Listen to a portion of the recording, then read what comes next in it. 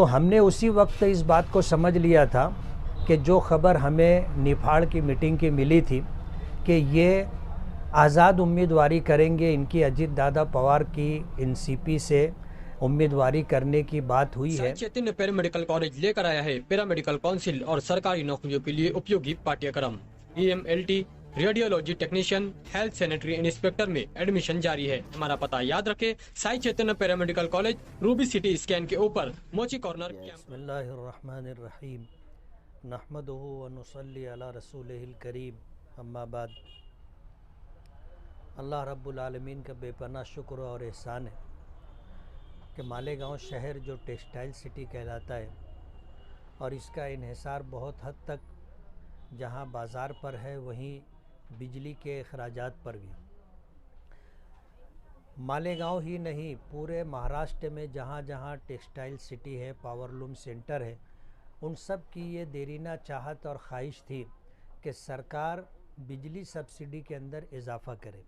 वजह उसकी ये है कि महाराष्ट्र के अंदर बिजली पूरे हिंदुस्तान में दीगर रियासतों के मुकाबले में काफ़ी महंगी है। तो महाराष्ट्र के अंदर जितने पावरलूम सेंटर है, यहाँ जो कपड़ा तैयार होता है उसमें जो कॉस्ट होती है उसमें बिजली का बिल भी शामिल है। इसलिए तमाम पावरलूम सेंटर के लोगों की ये डिमांड थी कि सरकार जो सब्सिडी दे रही है इसमें मज़ीद सब्सिडी का इजाफ़ा किया जाए। सरकार ने अप्रैल के महीने के अंदर ये फ़ैसला लिया कि 27 HP के ऊपर 75 पैसा और 27 HP के नीचे 1 रुपया सब्सिडी में इजाफ़ा किया जाएगा। लेकिन दफ्तरी तौर पर जो है ऑनलाइन रजिस्ट्री की शर्त रखी गई, जो आम बुनकरों के लिए बहुत मुश्किल थी, इसलिए कि उसमें जो पेपर मांगे गए थे उन पेपरों का मुहैया करना मुश्किल था।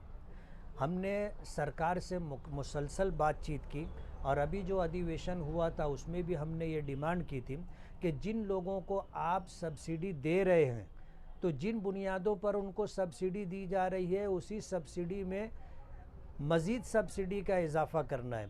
किसी नए शख्स को सब्सिडी नहीं देनी है। तो जिनको आप सब्सिडी दे रहे हैं उनसे ऑनलाइन रजिस्ट्री की शर्त जो रखी गई है उसे ख़त्म की जाए। मुसलसल कोशिश की जा रही थी। सरकार ने इस सिलसिले के अंदर एक जायज़ा कमेटी भी बनाई थी जिसमें हमारे यहाँ आउटर के हमारे पालक मंत्री और कैबिनेट मिनिस्टर दादा भूसे साहब को सदर बनाया गया था। जाहिर बात है उनसे हम मालेगांव का ताल्लुक़ है, मालेगांव के लोगों का ताल्लुक़ है और हम उनसे मिलना चाहें तो आसानी से मिल भी सकते हैं, अपनी बात रख भी सकते हैं, समझा भी सकते हैं और ये कोशिश की गई। उन्होंने वादा किया था कि जल्द ही कैबिनेट के अंदर इसको मंजूरी मिलेगी। मुसलसल कोशिशें जारी थी। अल्हम्दुलिल्लाह आज महाराष्ट्र सरकार ने कैबिनेट मीटिंग में, जिसकी सदारत यहाँ महाराष्ट्र के चीफ मिनिस्टर एकनाथ शिंदे साहब कर रहे थे, बहुत सारे फ़ैसलों के साथ एक फ़ैसला ये भी लिया गया कि सब्सिडी को मंजूरी दी गई और ऑनलाइन रजिस्ट्रेशन की जो शर्त थी वो शर्त ख़त्म कर दी गई। जितने पावरलूम से जुड़े हुए लोग हैं सभी लोगों की ये चाहत थी कि ये काम होना चाहिए और उनके मुसलसल फ़ोन वगैरह भी आते रहते थे। हर महीना जब बिल आता था तो उस बिल के अंदर ये इजाफ़ा ना होने की वजह से उनके फ़ोन आते थे। आज जो है अप्रैल के बाद अप्रैल है, मई है, जून है, जुलाई है, अब अगस्त में जा कर के सरकार ने ये इसको फाइनल किया है। हमने ये डिमांड भी की थी कि चीफ मिनिस्टर साहब ने हाउस में जब ऐलान किया है वहाँ से सब्सिडी जो है इजाफी सब्सिडी दी जाए। अल्हम्दुलिल्लाह महाराष्ट्र सरकार ने इसको मंजूर कर लिया है। मैं इस सिलसिले के अंदर मुबारकबाद देता हूँ, मैं शुक्रगुज़ार हूँ चीफ मिनिस्टर साहब का और जायज़ा कमेटी के सदर दादा भूसे साहब का और इसी तरह चंद्रकांत दादा पाटिल जो बिजली मंत्री हैं, उनकी कोशिशों से ये काम हुआ है। मैं तमाम ही अहलियान शहर, पावरलूम कारखानेदार मालिकान की तरफ से सरकार का और इन तमाम लोगों का शुक्रिया अदा करता हूँ। जीआर जो है 2-4 दिन में इंशाल्लाह आ जाएगा।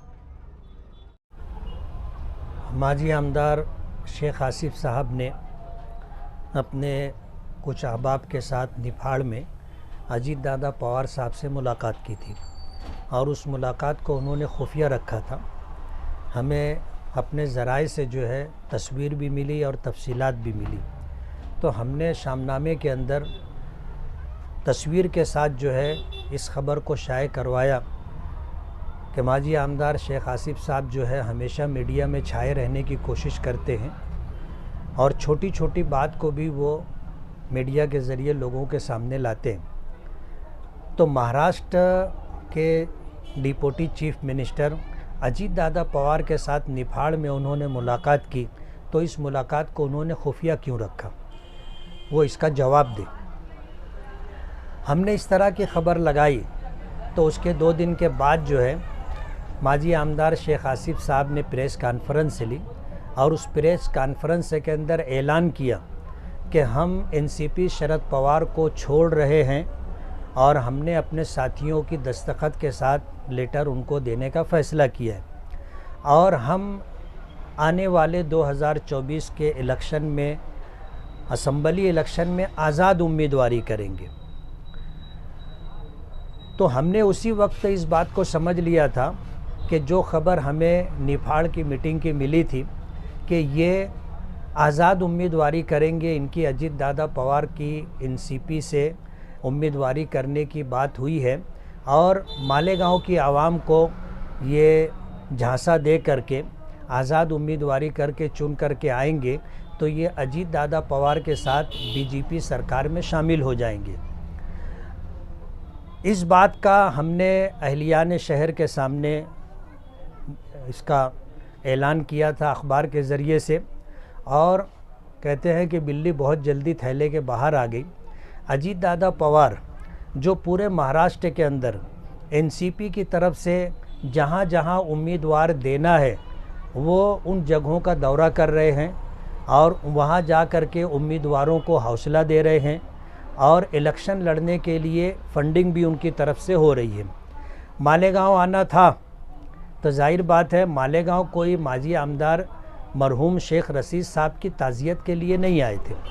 बात यह है कि उनको गए हुए 8-10 महीने हो गए, उनकी बेवा 4 महीना 10 दिन की इद्दत गुजार करके इद्दत भी ख़त्म कर चुकी और मालेगांव के लोगों को अब मरहूम शेख रशीद साहब के जाने के बाद जो हालात थे सदमे के वो भी ख़त्म हो चुके हैं। ऐसे हालात के अंदर अजीत दादा पवार के आने पर यह कहना कि वो शेख रशीद साहब की ताज़ियत के लिए आए थे, मालेगांव की आवाम को बेवकूफ़ बनाने जैसी बात है। पूरे महाराष्ट्र के अंदर अजीत दादा पवार का दौरा है और जहाँ जहाँ उनको उम्मीदवार देना है वहीं वहीं वो जा रहे।